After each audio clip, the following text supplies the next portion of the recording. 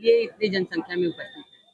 देखिए, अभी विगत दिनों एक आदेश आया है वर्तमान सरकार का, जिसमें उन्होंने कहा कि नहीं, हम जहाँ कम बच्चे हैं जिन प्राथमिक स्कूलों में, उन स्कूलों को बंद करेंगे। उन्होंने आदेश भी जारी कर दिया, शासन से आदेश भी आ गया, सभी बीएसए जो भी जनपद के बीएसए उनके पास भी आदेश आ गया कि जहाँ भी, और उनकी लिस्ट भी आ गई कि जहाँ भी कम बच्चे हैं वहाँ के स्कूल बंद किए जाएंगे।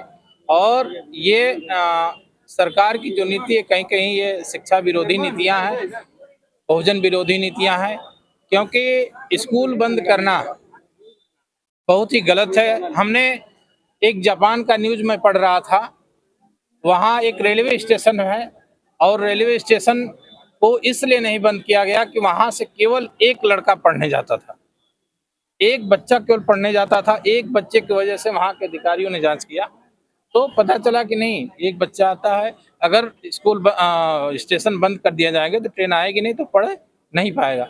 लेकिन हमारे यहाँ की जो शिक्षा व्यवस्था है, हमारे यहाँ जो इसमें जो चल रहा है, उसको आप देख पा रहे होंगे कि जहाँ 50 से 49 बच्चे हो गए, 50 माना कि एक घट गया तो 49 नहीं पढ़ेंगे।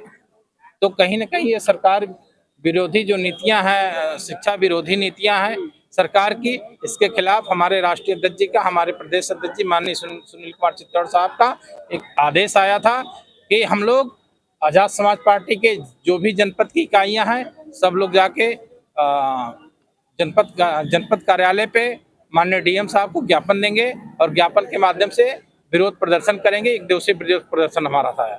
जनपद में कितने विद्यालयों को चूज किया गया है? जनपद में एग्जैक्ट आंकड़ा यहाँ का मैं नहीं बता पाऊंगा, क्योंकि मैं जनपद गाजीपुर का रहने वाला हूँ और लगभग पूरे प्रदेश में 27,965 विद्यालय बंद हो रहे हैं पूरे प्रदेश में। तो एग्जैक्ट आंकड़ा यहाँ का नहीं है, लेकिन जनपद में अधिकांश हर जनपद में कहीं 40, कहीं 30, कहीं 35, कहीं 50, कहीं 60 विद्यालय हर जनपद में बंद हो रहे हैं। इस प्रदर्शन से क्या प्रभाव पड़ेगा?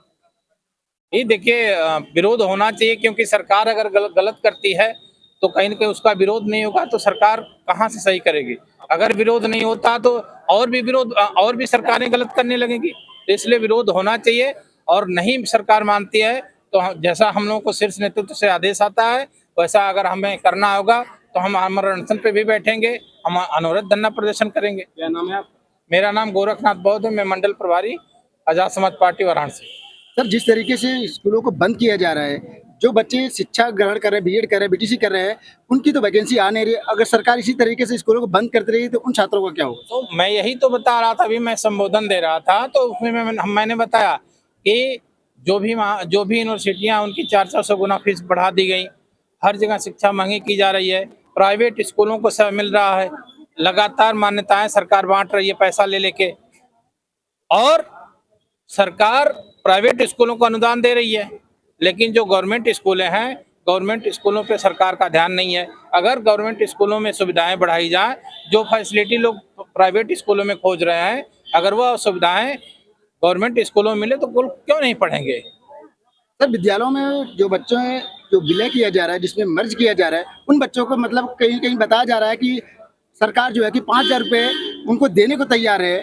सरकार जिस तरीके से बच्चों को उसमें पढ़ाने के लिए वो कर रही है, सरकार इतनी व्यवस्थाएं क्यों नहीं कर रही है? क्या कारण है सर कि जो कि टीचर को वहाँ पर वेल ट्रेंड नहीं है? क्या कारण है? बिल्कुल आपका प्रश्न सही है। देखिए, सरकार अगर हम कह रहे हैं पर बच्चों के हिसाब से 5,000 दे सकती है सरकार, तो उस स्कूल को बंद ही क्यों कर रही है? सवाल तो यह है भाई, हम 5,000, अगर वहाँ 45 बच्चे हैं, 5,000 हम सभी बच्चों को देंगे तो हम स्कूल ही क्यों न चला लें? वहाँ उसी 5,000 से हम वहाँ की व्यवस्था क्यों नहीं सुदृढ़ कर दें, व्यवस्था क्यों न दुरुस्त कर दें?